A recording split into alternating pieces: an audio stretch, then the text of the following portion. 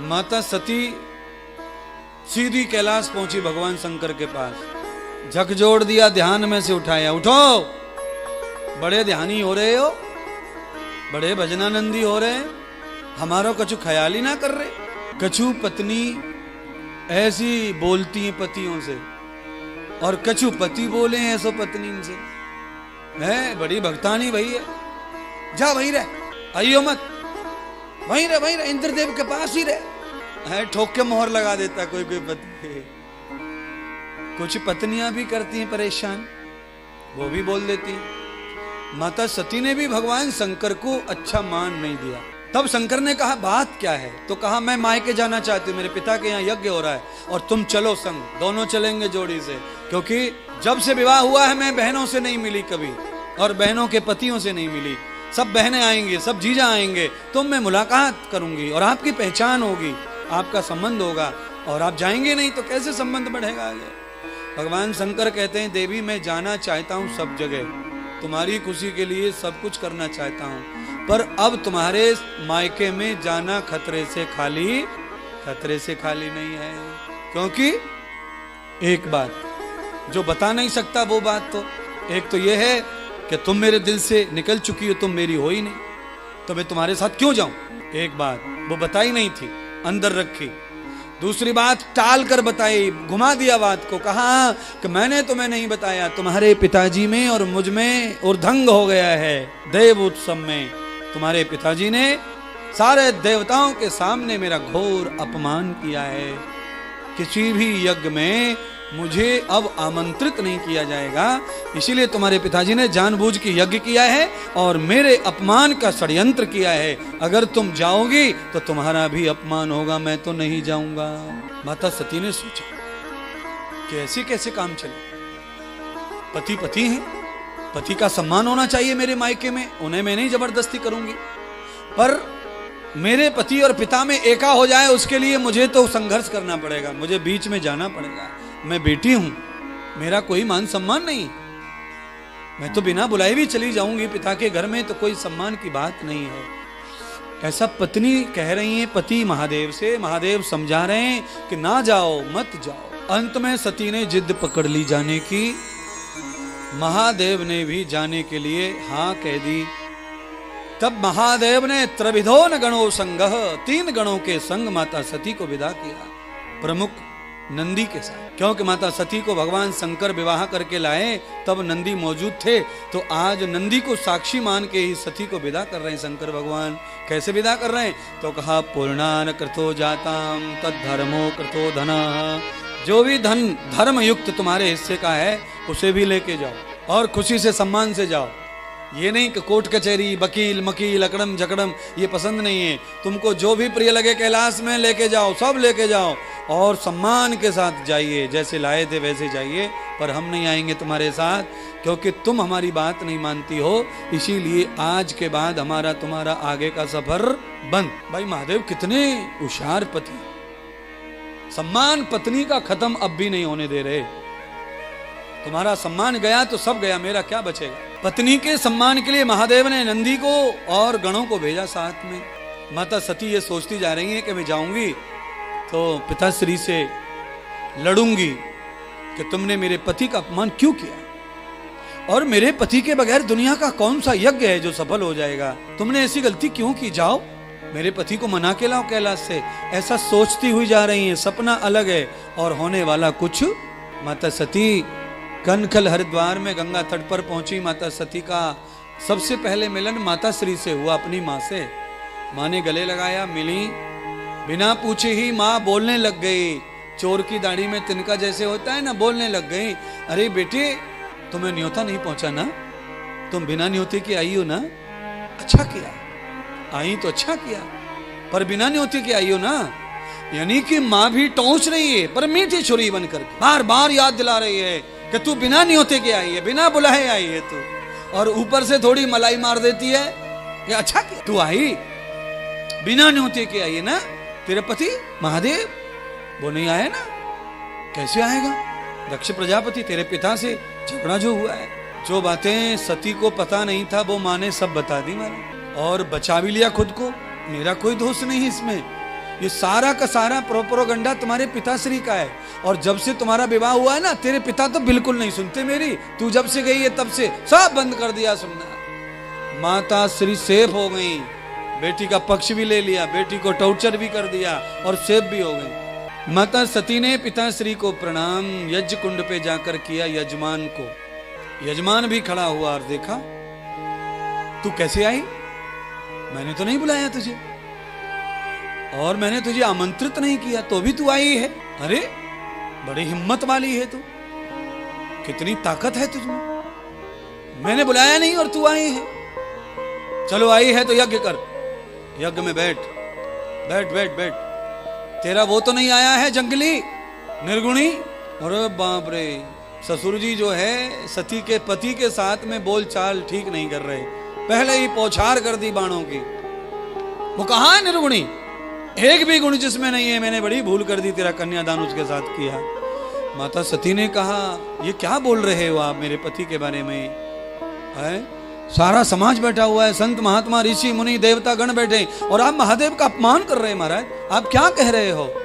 तो कहा, वो उसी का पात्र है, उसमें वो पात्रता नहीं है कि मैं उसका सम्मान करूं और देवताओं की तरह आसन पर बिठाकर उसकी पूजा करूं, वो उसका योग्य नहीं है। अरे तुझे पता है तेरे पति ने मेरा अपमान किया है देव उत्सव में, और इसीलिए आज तेरे पति को उसका दंड भोगना पड़ रहा है कि ब्रह्मा और विष्णु का आसन पड़ा हुआ है, सारे देवता मौजूद है, तेरे पति का नाम और निशान नहीं और आसन भी नहीं। और जिंदगी में जहां भी यज्ञ होगा तेरे पति को कभी यज्ञ में स्थान प्राप्त नहीं होगा। माता सती ने सब देवताओं के सामने महादेव का अपमान जब सुना और देखा, तो माता सती ने निश्चय कर लिया कि ऐसी पतिव्रता नारी को पति का अपमान सहन करना ठीक नहीं है। अच्छे शिष्य को, परम भक्त कोई शिष्य हो, उसे गुरु का अपमान आलोचना सुनना ठीक नहीं है। और कोई अंशीगर सच्चे पिता का पुत्र हो, उसे पिता का अपमान सहन करना ठीक नहीं है। ये 3 अपमान सहन नहीं करना चाहिए अगर हम सच्चे हैं तो। और नकलियों के लिए तो कुछ नहीं है। नकली तो मोबाइल पे घंटों बतराते, कितनी भी आलोचना कर लो आप गुरु की, और कुछ भी बोल लो सब सुनते। नकली शिष्य, नकली चेला, कोई भी फोन पे उन्हें कुछ भी बताओ, सुनेंगे सबको। एक भी शब्द अगर आपके इष्ट के खिलाफ अगर आया है कान में कहीं से, उसे वहीं खत्म कर दो, वहीं बैठ दो, या खुद को मेट लो, हटा लो खुद को दुनिया से, अलग कर दो। क्योंकि इससे बड़ा अभी श्राप कुछ नहीं है, इससे बड़ा श्राप ही कुछ नहीं है। ये बहुत बड़ा श्राप है महाराज। इनमें बहुत सारे लोग ऐसे बैठे हैं जिनको अच्छा लगता है सुनना, पता चलती है कि क्या बात चल रही गुरु के बारे में, क्या चल रहा है, क्या चल रहा है, अच्छा बुरा, कौन क्या कह रहा है, कौन। अरे क्यों कान लगा रहे हो, क्यों सुनना चाहते हो, क्यों? मैं कहता हूं चाहे गुरु वास्तव में खराब है, पर हम क्यों सुने? हम जान लेंगे, और जान लेंगे उस दिन अलग हो जाएंगे। जिंदगी में कभी भी धुआं उठा हो और वो ना दिखे किसी को, ऐसा नहीं हो सकता। धुआं पसरता है, और पसरता है तो वो दिखता है, और धुआं पसंद नहीं आंखों को। तो इसलिए कभी भी जिंदगी में कोई साधु, कोई गुरु, कोई आचार्य दुर्जन हो जाए, दुर्गुणी हो जाए, और ओरिजिनल खराब है, तो आंखों को सहन मत करवाओ, आंखों को बचाओ धुआं से। हिमालय उसी के लिए बनाया है। साधु गलती करे, दुराचार करे, गलती कर दे, कुछ गलती हो जाए तो सीधा हिमालय की ओर जाए, पहले प्रायश्चित करे तब करे। गलती हो जाती है, शरीर है, संसार है, बुद्धि है, गुरु भी शरीर ही है, गलती, पर उस गलती को शास्त्र अनुसार सुधार ले, शुद्ध कर ले, तपा ले, जपा ले। भगवान शंकर यही सिखा रहे हैं। जब जब शंकर भगवान से कोई त्रुटि हुई, कोई अपराध हुआ, या कोई अपराध भक्त ने किया, तो शंकर श्राप न दे करके कैलाश चले जाते हैं, हिमालय चले जाते हैं, उसको भी सहन कर लेते हैं, दुष्ट को, दुर्जन को, उसे भी पचा लेते हैं। श्राप देने की प्रवृत्ति विद्वान की नहीं होती है, ज्ञानी की नहीं होती है। ज्ञानी किसी को श्राप नहीं देता, चाहे दुष्ट हो, दुर्जन हो, आतताई हो, आतंकी हो, लुटेरा हो, ठगिया हो, जैसा भी हो, वो श्राप किसी को नहीं देते। इसीलिए शंकर आज तक पूज रहे हैं महाराज। सारी दुनिया बदल गई, लोग बदल गए, लोग चले गए, संस्कृतियां बदल गई, पर संसार में शंकर की पूजा खत्म नहीं। शंकर पूज रहे हैं, लोग ध्यान कर रहे हैं, समाधि में बैठे हैं शंकर भगवान के। अरे एक ब्रह्मचारी, एक बालक जब ब्रह्मचारी बनता है, एक बालक जब संस्कार करता है, चूड़ामण संस्कार होता है, यज्ञोपवीत होता है, शिखा बंधन होता है, जब वो वेद आरंभ करता है, वेद पढ़ना, तो सबसे पहले शंकर को याद करता है, शंकर बनता है और शंकर बन के वेद पढ़ता है, ज्ञान आता है। बिना शंकर बने ज्ञान नहीं आता किसी को, है तो ब्रह्मंडो न भूतानाम शंकर। अरे ये देखो, कैमरा लगाना भाई जरा, पंडितों पे ब्रह्मचारियों पे कैमरा लगा, देख लो, ये सारे के सारे वेद पढ़ रहे हैं, रुद्री पढ़ रहे हैं ये इस समय भी, और पाठशाला में रहते हैं बच्चे। आप देखिए, ये सबके सब शंकर का तिलक लगा करके वेद अध्ययन करते हैं। यही है, जब भी आपको वेद ज्ञान लेना है, प्रमाण ज्ञान लेना है, समाधि ज्ञान लेना है, भक्ति का ज्ञान लेना है, आपको वैराग्य का ज्ञान लेना है, तंत्र का, मंत्र का, सिद्धि का ज्ञान लेना है, तो पहले आपको शंकर रूप बनना है, ब्रह्मचारी बनना है, ध्यान करना है, साधना करनी है, उपासना करनी है, भजन करना है, तब जाकर आपको वेद का ज्ञान आता है, शास्त्र का ज्ञान आता है। शास्त्र का ज्ञान मोबाइल में, गूगल में रीड लगा के सुनने से कभी आने वाला नहीं है, कभी नहीं आता है। उसके लिए हमें अभिमंत्रित होना पड़ता है।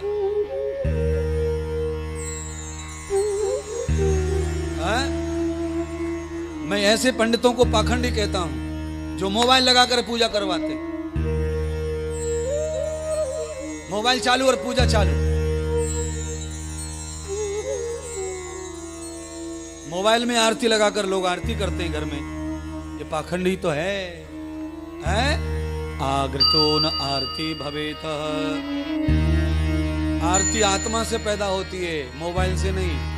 आरती कहां से पैदा होती है?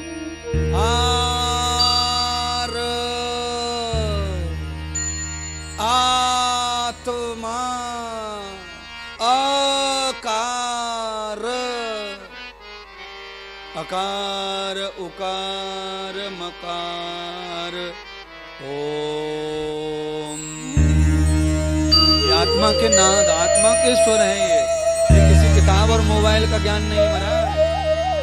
सुनिए ना, इंद्रदेव ने 2.25 घंटे में जितनी बातें कही हैं, आप मोबाइल में इनको निकाल के बता दो, मैं चेला हो जाऊंगा मोबाइल का, और तुम्हारा निकाल लो। सती की कथा मोबाइल में है, पर मैं जो सुना रहा हूं वो सुना दो मोबाइल से।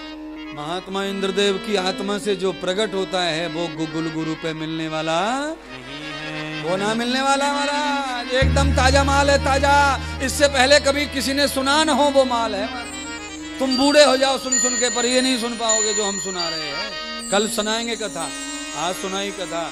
सती की कथा 1000 बार सुनी, पर ये कहां सुनी जो आज सुन रहे हैं महाराज।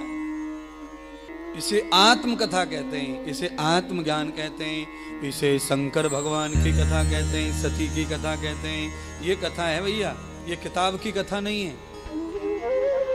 हाँ, ये आत्मा से निकली हुई कथा है। ये 1000 किताब बना दो ऐसी कथा है, कितनी किताब बना दो, छाप दो।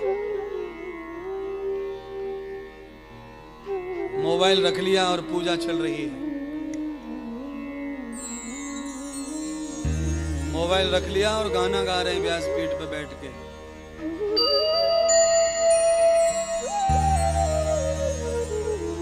व्यासपीठ के अलावा कहीं भी रखो, मोबाइल रखो, किताब रखो, डायरी रखो, सब जगह अधिकार है। पर व्यासपीठ पर केवल तप होना चाहिए। क्या होना चाहिए? तप। ये पीठ भगवान की, यहाँ पे पुस्तकालय की जरूरत नहीं है। लाइब्रेरी में पढ़ाई करो, यहाँ नहीं। व्यासपीठ पे तो धुआंधार। यहाँ परोसने के लिए व्यासपीठ मिली है, परोसने के लिए है। ईमानदारी से बताना, सब लोग मिलके हार्ट की सर्जरी कर रही हो, डॉक्टर हार्ट की सर्जरी चल रही हो, इंजेक्शन दे दिया गैरोसी का और चालू हो गया, ब्लेड मार दिया, कटिंग चालू, और ब्लेड मारने के बाद खून बह रहा हो, और तब वो किताब खोल के देखे कि खून रुकेगा कौन सी दवा से है। क्या होगा मरीज का, बताओ ईमानदारी से? बिल्कुल सही कह रहे हैं महाराज। और उस समय वो कंप्यूटर में देखे कि कहां पे हार्ट, कहां पे जो नसें ब्लॉक हुई हैं वो किधर घूम रही हैं, जरा टटोल लूं, ढूंढ लूं उनको। हो गया कल्याण ऑपरेशन। प्यास लगने पर कुआं खोदने वाला प्यासा ही मरेगा।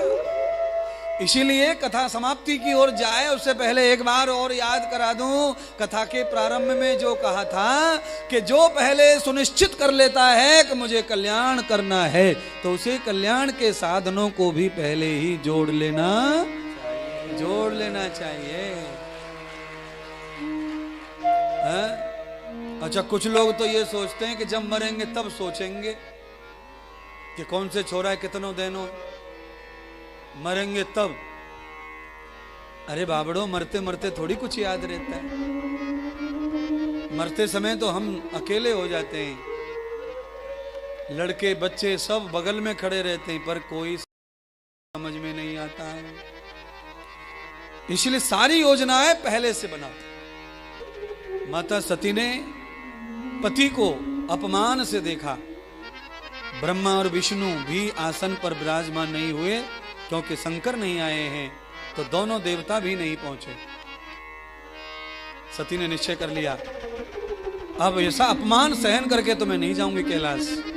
तो सती ने अपने पिता को श्राप दे दिया कि तुम्हारा यज्ञ जो है ये हिंसक हो गया, अब ये नाश कर देगा तुम्हें। माता सती ने अग्नि में प्रवेश कर लिया। जैसे ही माता सती अग्नि में प्रवेश की, जलने लगी, तभी नंदी को पता चला माता सती ने आत्मदाह कर लिया है। नंदी दौड़ पड़े और श्री नंदी जी ने अपनी कमर पे खड़ग लगा हुआ खड़ग निकाला और दक्ष प्रजापति की गर्दन उड़ा दी महाराज, धड़ काट दिया। जाकर के सिर अग्नि में गिरा, सिर जल के भस्म हो गया। दक्ष प्रजापति का धड़ पड़ा रह गया, सिर कट गया, जल गया, भस्म हो गया। क्योंकि जिस बुद्धि में भगवान शंकर का अपमान था वो बुद्धि भस्म हो गई, नष्ट हो गई, नाश हो गया उस बुद्धि का। हाहाकार मच गया, देवता परेशान हो गए।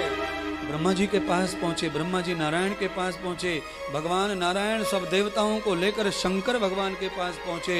इतनी देर में नारद जी ने शंकर भगवान को यह कह दिया, प्रभु माता सती का देहावसान हो गया, अग्नि में कूद के भस्म हो गई माता सती। शंकर भगवान ने निश्चय कर लिया, माता सती को मारने का जो भी कारण है मैं सारे संसार को जला के राख कर दूंगा। भगवान शंकर रुद्र बन गए। सृष्टि को जलाएं उससे पहले भगवान नारायण पहुंचे। शिव लीला अमृत, शिव महिमा गाने लगे। आज स्वयं भगवान हरि अपने भक्त को शांत करने आए हैं। सच्चे भक्त में इतनी ताकत हो जाती है कि स्वयं भगवान को आना पड़ता है समझाने। हरे शंकर महादेव, समय से पहले सृष्टि का नाश हो जाएगा तो फिर तुम्हें कल्याणकारी कोई नहीं कहेगा। इसलिए आप जिसके लिए रुद्र रूप धारण कर रहे हो ना, वो सती अजन्मा है, जगदम्बा है, वो अनादि शक्ति है। आप कहां लालच में आकर के अंधेरे में चले गए। सती ने हिमाचल के यहां मैना के कोख से पार्वती के रूप में अवतार ले लिया है। वो सती कभी मरने वाली नश्वरम कृतम जाता तनूनाम, जो शरीर नश्वर है वो सती ने उतार दिया कपड़े की तरह, क्योंकि उस शरीर ने आपका अपमान किया, आपकी आज्ञा तोड़ी, इसलिए वो आपके लायक नहीं था। सती तो जीवित है, अनंत है, अनादि अनुपम है। अगर वो ही चली जाएंगी तो जगत कैसे रचेगा। वो तो जगत के रचने के कारण है। तभी भगवान शंकर ने नारायण की आज्ञा मान करके अपनी जटा का बाल उखाड़ करके आकाश में फेंक दिया और उसी आकाश में से बाल आकर के त्रिशूल पर गिरा। त्रिशूल पर बाल के दो टुकड़े हुए। कहते हैं एक टुकड़ा महाकाली बनकर पैदा हुआ और दूसरा टुकड़ा वीरभद्र नाम का गण बनकर प्रकट हुआ। वीरभद्र को भगवान ने भेजा, जाओ मार्ग में जो भी मिले उसकी गर्दन जोड़ देना, वो जीवित हो जाएगा। वीरभद्र ने बकरे की गर्दन काटी और जाकर के भगवान शंकर ने, वैद्यनाथ महादेव ने दक्ष प्रजापति को जोड़ दिया और उसे जीवित कर दिया और वो फिर से यजमान बना। शंकर भगवान का अभिषेक करके स्थापना करके यज्ञ में आहुति लगी।